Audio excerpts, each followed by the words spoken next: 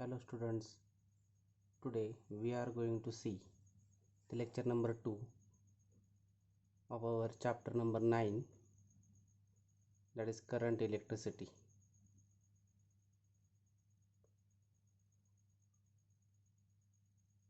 So yesterday we have discussed about the introductory part. So that is in Indian standard. We have studied the origin of electrical conductivity in a particular for metals. We have also studied the how to calculate the effective resistance of two or more resistances in series as well as parallel. However, a circuit containing the several complex connections that they cannot be easily reduced into a single loop, such as series or parallel combination. So these factors are yesterday we have discussed as well as in the 11th standard also. So these complex circuits can be analyzed by using the Kirchhoff's law. So Gustav Robert Kirchhoff in 1824 to 1887 formulated the two rules or laws. So that laws also we have discussed yesterday. So Kirchhoff's laws of electrical network. So in these laws we have yesterday seen the terms that is very important for the Kirchhoff's laws. First term is the junction. Any point in an electrical circuit where two or more conductors are joined together is a junction. So yesterday we have seen that the junction is the point in an electrical circuit or electric circuit where the two or more conductors are joined together. Also we have seen the loop also. The definition of loop is any closed conducting path in an electrical network is called as loop or mesh. Loop is also a conducting path, but it is the closed. This also is seen by us at the yesterday's lecture. So another point which was we have to revise here, that is the branch. Branch is the part of the network that lies between the two junctions. So all these terms we have seen yesterday. Also very important law, that is Kirchhoff's first law, or it is also called as current law or junction law. This also we have studied the yesterday's lecture. So what was the statement of this law? The algebraic sum of the currents at a junction is equal to 0. The algebraic sum of currents at a junction is 0 in an electrical network. That is, in mathematically we have seen that is summation I is equal to 0. Today we are going to see the sign conventions. That means in an electrical circuit how Kirchhoff's first law is used. So to use this Kirchhoff's first law we have to look the some conventional factors or the sign conventions of this law. So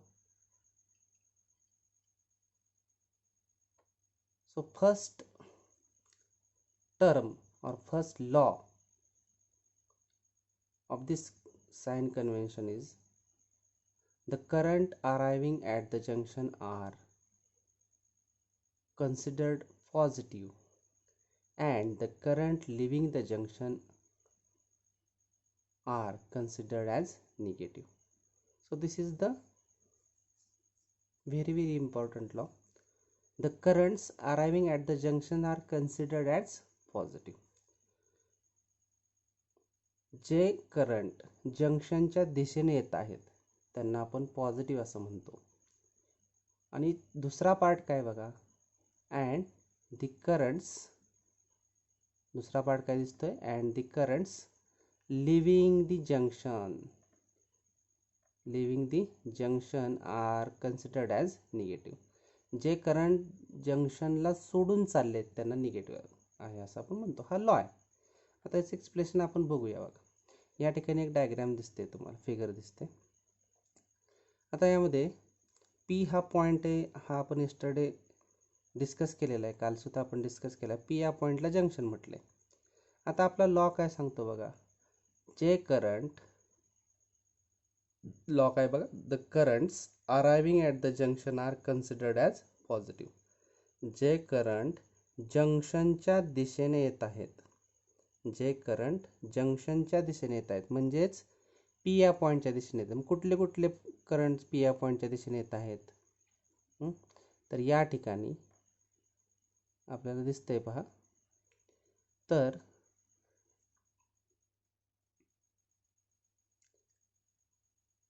I1 arrow बघा, I1चं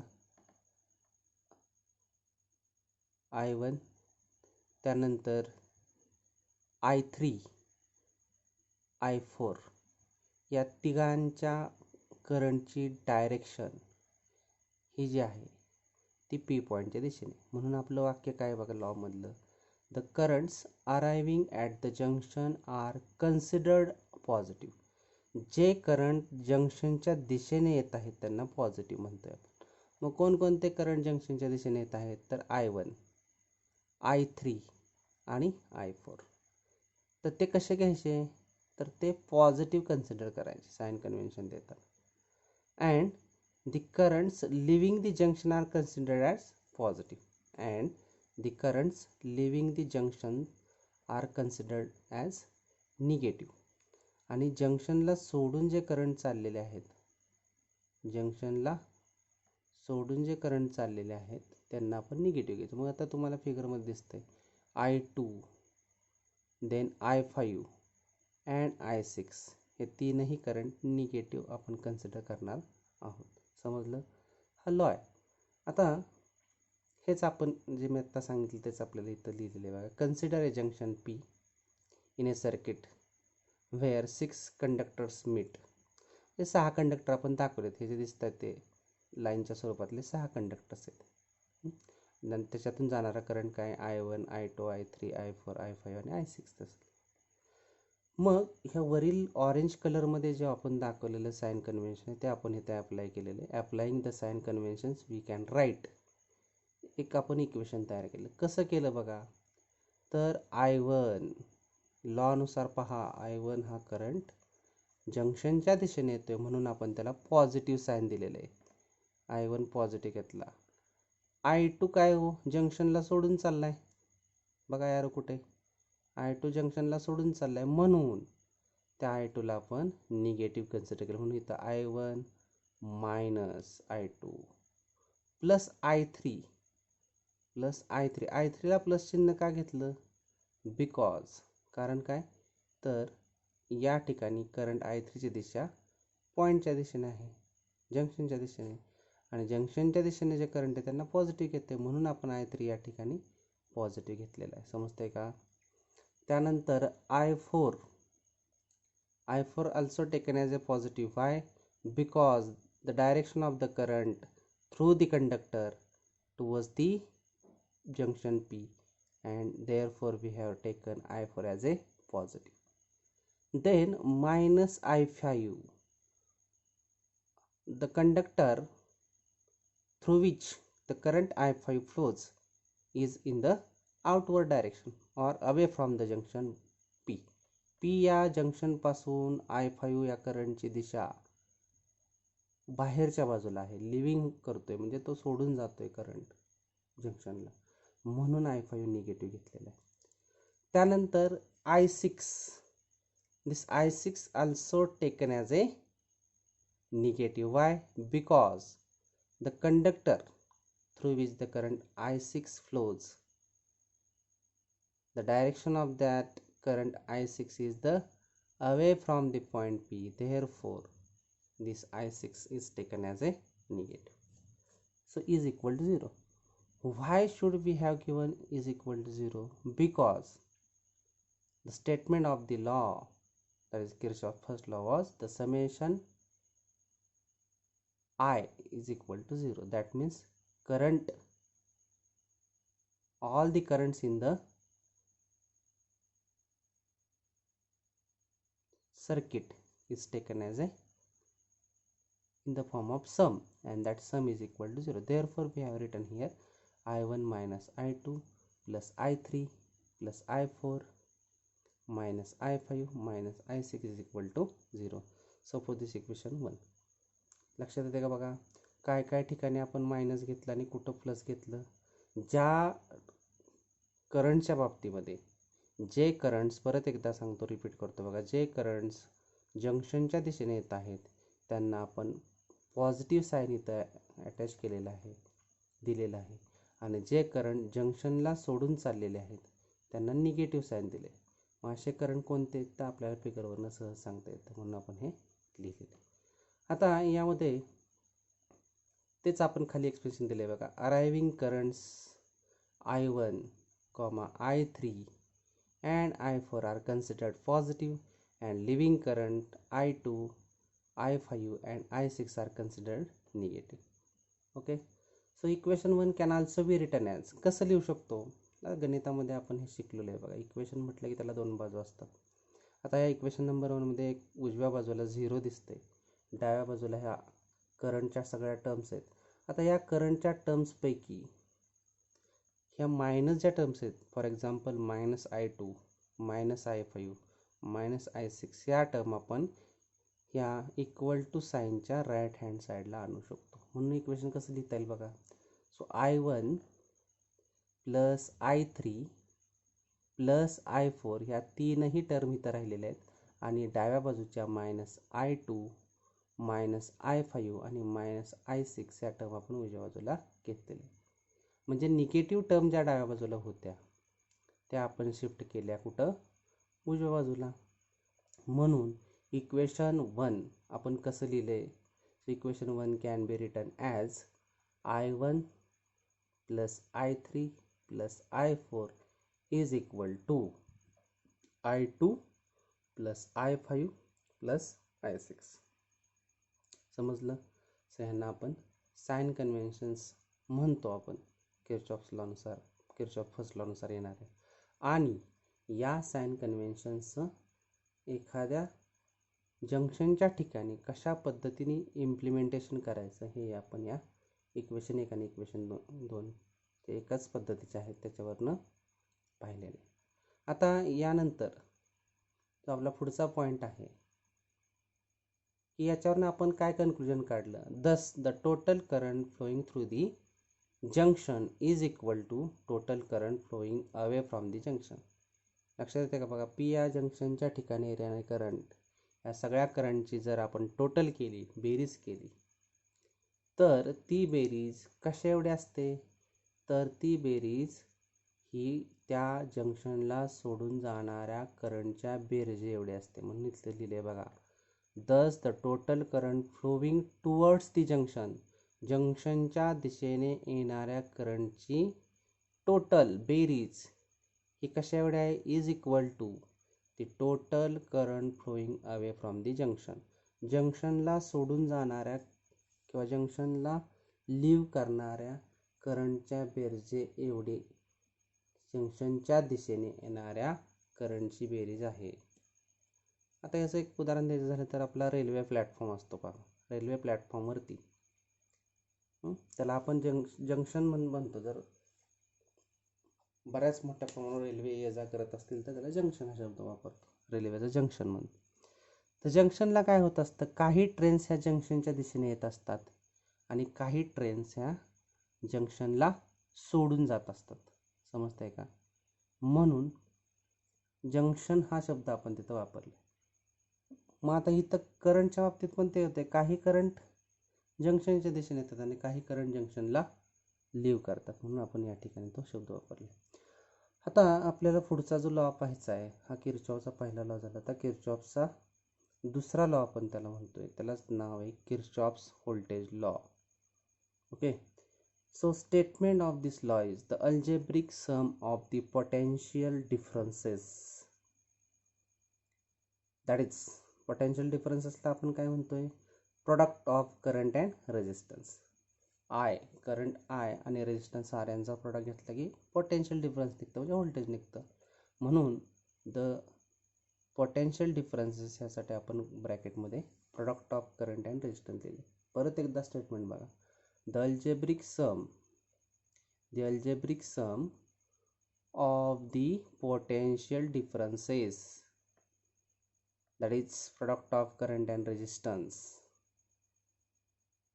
and electromotive forces म्हणजेच EMF and electromotive forces, that is EMFs, in a closed loop is zero. in a closed loop is zero म्हणजे काय तर algebraic sum, इथं सुद्धा बघा algebraic याचा अर्थ अंकगणितीय, गणिताच्या भाषेत आपण ज्याला सम म्हणतो, बेरीज म्हणतो. So algebraic sum of the potential differences म्हणजे करंट आणि व्होल्टेजचा असणारा गुणाकार आणि इलेक्ट्रोमोटिव्ह फोर्स यांची बेरीज एखाद्या क्लोज्ड लूपमध्ये काय असते, 0 असते. म्हणजे आपण एखाद्या क्लोज्ड लूपला किंवा इलेक्ट्रिकल नेटवर्कमध्ये कॉम्पोनंट्स असतात, पार्ट्स असतात, रजिस्टर असतो, कॅपॅसिटर असते, सेल असते. मग रजिस्टरच्या अक्रॉस जे काय मोजतो आपण तर ते रजिस्टरमधून जाणारा करंट आणि रजिस्टरमध्ये तयार होणारा रेजिस्टन्स आय आणि आर यांचा गुणाकार म्हटलं की त्याच्या रजिस्टरच्या अक्रॉस असणारं व्होल्टेज निघतं. हे व्होल्टेज असा रजिस्टर एक आहे, अशा क्लोज्ड लूपमध्ये किती रजिस्टर्स आहेत तर या प्रत्येक रजिस्टरच्या अक्रॉस असणारं व्होल्टेजची बेरीज. म्हणून आपण मॅथमॅटिकली काय लिहिले बघा, समेशनचं चिन्ह इथं दिसतंय तुम्हाला. Summation I means current, R means resistance. कुठं समेशन तर अशा प्रकारचे जे काय रेजिस्टन्स असतील ते नंबर ऑफ असतील, म्हणून इथं सम त्या सगळ्या रेजिस्टन्सच्या अक्रॉस असणाऱ्या करंटची आणि त्या रेजिस्टन्सच्या दोघांच्या गुणाकाराची बेरीज प्लस मध्ये प्लस चिन्ह आहे बरोबर. अल्जेब्रिक सम म्हटलं म्हणून आपण प्लस घेतले, प्लस समेशन ई, प्लस काय घेतलं समेशन ई.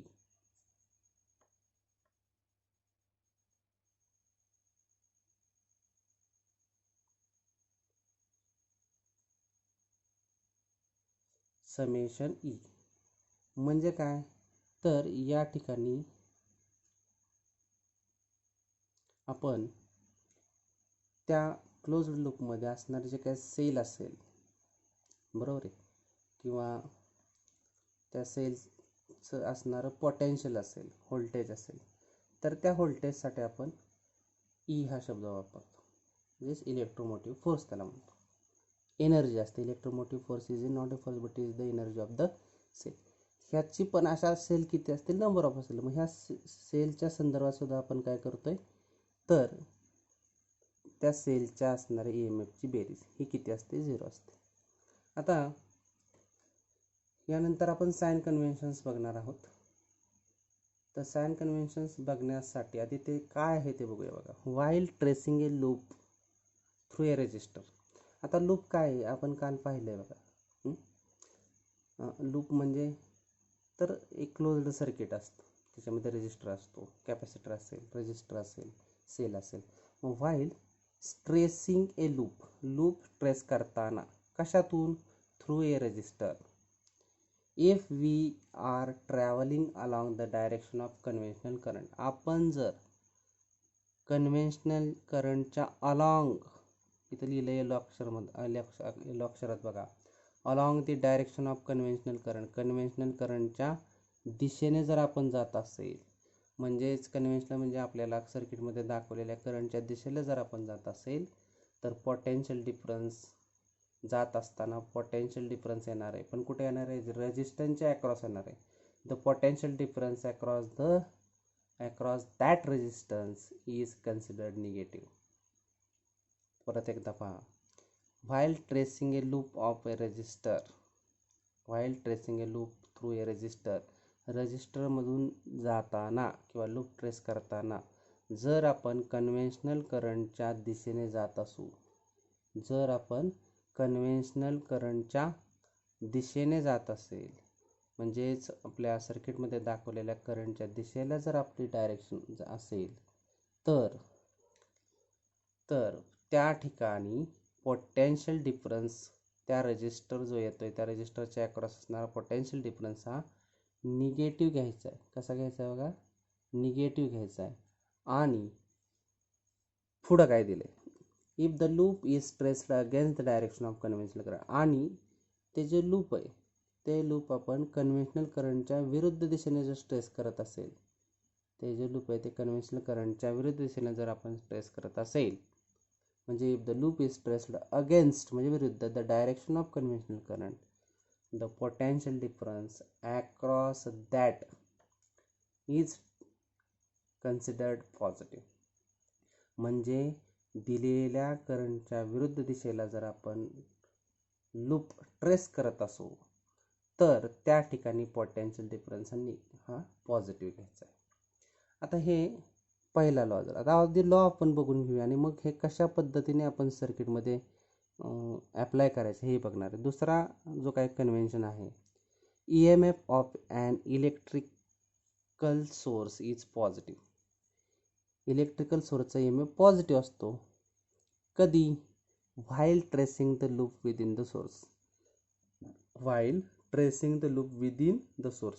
सोर्समधून जाताना, म्हणजे इलेक्ट्रिकल सोर्स म्हणजे बॅटरीच्या आतून जर आपण जात असो, ट्रेस करत असो, म्हणजे निगेटिव्ह टू पॉझिटिव्ह जात असेल तर त्या ठिकाणी ई एम एफ काय घ्यायचा आहे, पॉझिटिव्ह घ्यायचा आहे. ई एम एफ वाक्य काय बघा, E M F of electrical source is positive while tracing the loop within the source. सोर्समधून जाताना म्हणजे negative to positive inside the cell जाताना आपण त्या ठिकाणी electrical E M F positive consider करायचा आहे. दॅट इज इथे लिहिलं आहे काय बघा, within the source from negative terminal to the source, negative terminal of the source to the positive terminal. It is taken as negative, म्हणजे E M F हा negative घ्यायचा आहे. कधी घ्यायचा आहे? While tracing within the source from positive terminal to the negative terminal. आणि आपण त्या ठिकाणी पॉझिटिव्ह टर्मिनलकडून निगेटिव्ह टर्मिनलकडे जात असताना, पॉझिटिव्ह टर्मिनलकडून निगेटिव्ह टर्मिनलकडे जात असताना सेलच्या बाबतीमध्ये आपल्याला ई एम एफ हा निगेटिव्ह घ्यावा लागेल. आता हे थोडंसं अजून तुम्हाला क्लिअर कशावरून होईल तर सर्किटवरून होईल. आता या ठिकाणी हे सर्किट दिसतंय, आपण पुढेही हे पाहणार आहोत, पण एकदा इथं बघूया परत एकदा बघा. पहिला साइन कन्व्हेन्शन काय, while tracing the loop through a register. रजिस्टरमधून ट्रॅव्हल करत असताना, रजिस्टरमधून जात असताना, म्हणजे फॉर एक्झाम्पल इथं बघा A B C D E F आणि G, A B C D F G अशा पद्धतीचा लूप आहे. आता या ठिकाणी while tracing loop through a register, रजिस्टरमधून जात असताना, if we travel along the direction of conventional current, conventional करंटच्या डायरेक्शनने जात असेल, म्हणजे इथं बघा ई वन हा सेल आहे, ई वनच्या कन्व्हेन्शनल करंट ॲरो दाखवला या ठिकाणी ए पॉईंटच्या शेजारी, त्या दिशेला आपण करंट चाललेला आहे कन्व्हेन्शनल करंट, आणि आपण पण त्याच दिशेला जात असू, आपली जाण्याची दिशा सुद्धा जर ती असेल, म्हणजे कशी तर ए पॉईंट टू बी पॉईंट चाललो आहे, तर त्या ठिकाणी R1 हा रेजिस्टन्स आलेला आहे. मग R1च्या अक्रॉस असणारं जे काही पोटेन्शियल डिफरन्स आहे ते कसं घ्यायचं आहे, आपण निगेटिव्ह घ्यायचं आहे. कसं घ्यायचं आहे, निगेटिव्ह. आणि आपण याला विरुद्ध दिशेने जात असो, म्हणजे फॉर एक्झाम्पल आपण या ठिकाणी बघा बी पॉईंट टू ई एफ जात असेल, इथं हे सेन्स ऑफ डायरेक्शन तीच आहे, तिथं सुद्धा आपण कन्सिडर करता निगेटिव्ह करणार आहे. त्यानंतर या दिशेला सुद्धा निगेटिव्ह करणार आहे. पण जर बी टू सी जात असेल, आपण बी पासून सीकडे चाललो असेल, तर या ठिकाणी कन्व्हेन्शनल करंट हा E2 मधून येणारा कसा आहे तर आपल्या ट्रॅव्हलिंगच्या दिशेला अपोजिट आहे, म्हणून या ठिकाणी I2 R2 हे कसं घ्यायचं आहे, पॉझिटिव्ह घ्यायचं आहे. बरोबर आहे. मग आता आपल्याला क्लिअर कशावरून होईल तर आपण हे सर्किट पुढं ॲनालाइज करूया. आता कन्सिडर द लूप ABFGA. आपण एक लूप कन्सिडर करतोय बघा. इथं तुम्हाला इलेक्ट्रिकल नेटवर्क दिसते, सर्किट दिसते ABFG आणि A. हा पहिला लूप कन्सिडर केला आपण बघा, ABFG अँड A.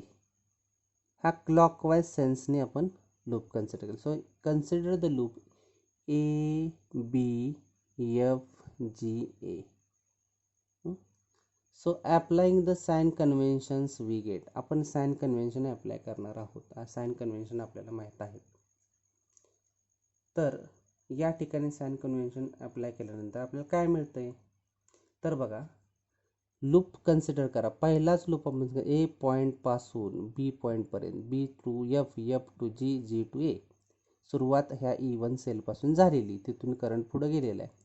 मग या ठिकाणी ए पॉईंट तो आपण बी पॉईंट जात असताना आपली जाण्याची दिशा सुद्धा त्या कन्व्हेन्शनल करंटच्या दिशेने आहे. म्हणून या ठिकाणी R1 जो काय रेजिस्टर इकडे आलेला आहे, कुठला रेजिस्टर आला आहे, R1. या R1 रेजिस्टरमधून जाणारं करंट काय, I1 आहे. सो मायनस I1 R1 आपण इथं कन्सिडर केलं.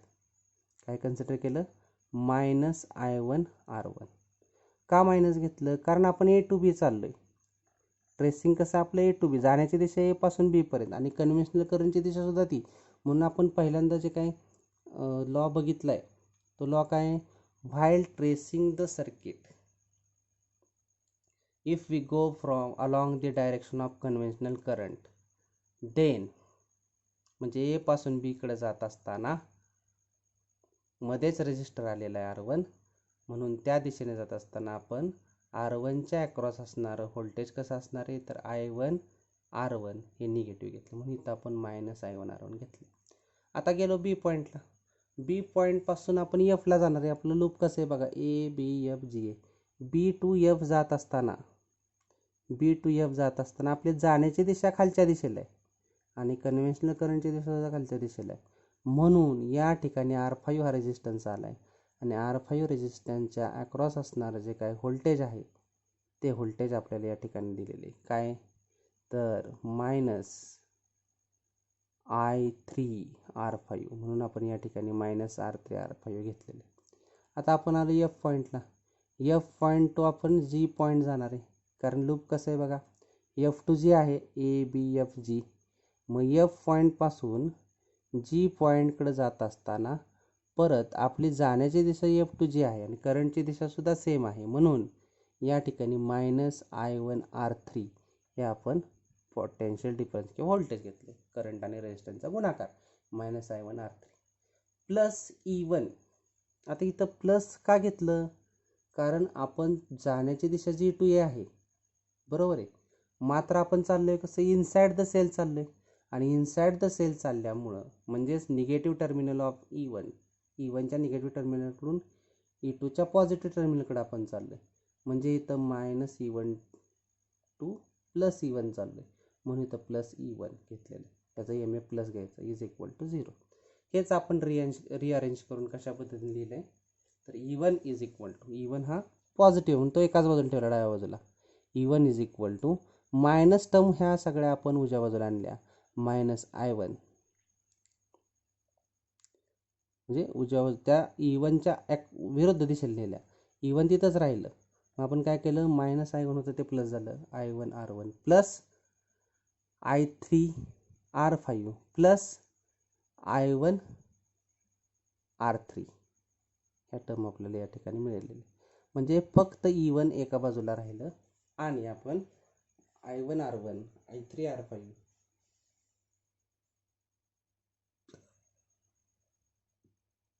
आणि I1 R3 या टर्म्स काय केल्या, पॉझिटिव्ह कन्सिडर केले. आता यानंतर आपण थोडंसं पुढे जाऊया. आता consider the loop BFDCB in anti clockwise direction. पुढचा लूप कुठला आहे, BFDCB. म्हणजे या ठिकाणी BFDC आणि B म्हणजे आपण अँटी क्लॉकवाईज डायरेक्शनचा लूप घेतला आहे, दुसरा लूप दिसतोय का बघा. आता या लूपमध्ये जात असताना by applying the sign conventions we get. मग आपण चाललोय कसं, आपल्या जाण्याची दिशा कशी, बी टू एफ आहे. कशी आहे, बी पॉईंट टू एफ पॉईंट जाण्याची दिशा आहे आपली. सो बी टू एफ जात असताना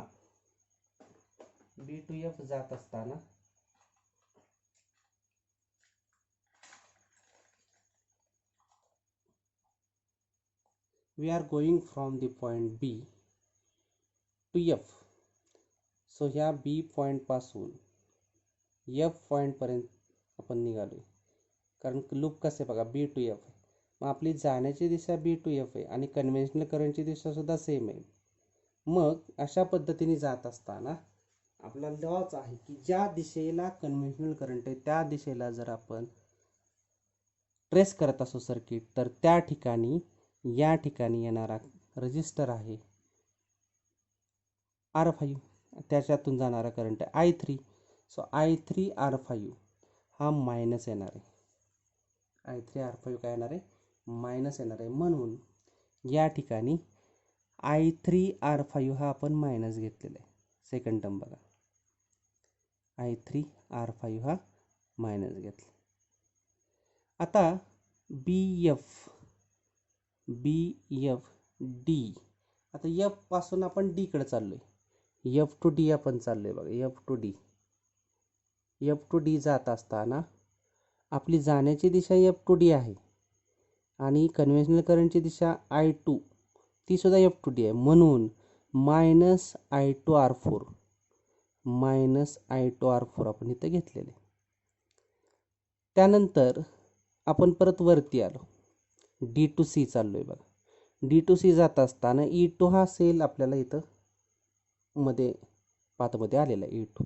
मग आपण ट्रॅव्हल कसं करतोय, D to C negative to positive travel करतोय. D point to C point जात असताना मायनस आलेलं आहे E2चं आणि मग प्लस आले. मग negative to positive inside the cell जात असताना E2 हा कन्सिडर काय केलेला आहे, पॉझिटिव्ह कन्सिडर केलं. आता परत C टू B आपण चाललोय. C टू B जात असताना आपली जाण्याची दिशा आणि करंटची दिशा सेम आहे. म्हणून -I2 R2 हा कन्सिडर कसा केलेला आहे, निगेटिव्ह. म्हणून -I2 R2 आपण consider -I2 R2 -I3 R5 -I2 R4 plus E2 is equal to 0. हे इक्वेशन आपण या ठिकाणी कन्सिडर केलेले. आता यानंतर हेच आपण रिअरेंज करून कसं लिहिलं आहे. So E2 is equal to, E2 एका बाजूला ठेवलं आणि बरोबर चिन्हाच्या उजव्या बाजूला आपण बाकीच्या टर्म्स नेलेल्या आहेत. म्हणून आपण या ठिकाणी बघा E2 ठेवलेले आणि उजव्या बाजूला काय नेलं, तर -I1 R1 जे होतं ते उजव्या बाजूला नेल्यामुळं +I2 R2 झालं. -I3 R5 होतं ते पण +I3 R5 झालं आणि -I2 R4 होतं ते मायनस उजव्या बाजूला गेल्यानंतर चिन्ह बदललं, I2 R4 झाले.